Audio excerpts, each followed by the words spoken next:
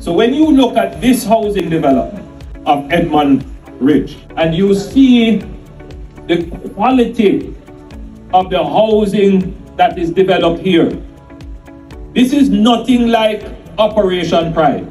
I want to make that point clear. So if you compare what this government has done relative to what the previous governments have done, then you can come to the conclusion that something good is gwaan in a Jamaica.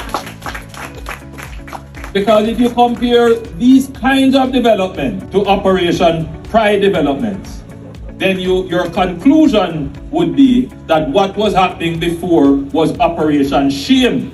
And it is these developments that we are doing now that is really creating communities of pride, communities in which the homeowners feel that they have a really good investment, a really respectful investment, an investment in shelter that gives them dignity.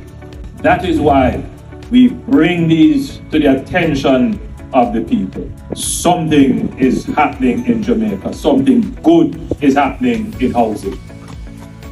And as you can see today, even after the setback of COVID, we are well on our way with building out affordable housing at Edmund Ridge. This administration is the difference in housing. This administration has the plan for housing, but more than that, it is this administration that can consistently deliver housing for you.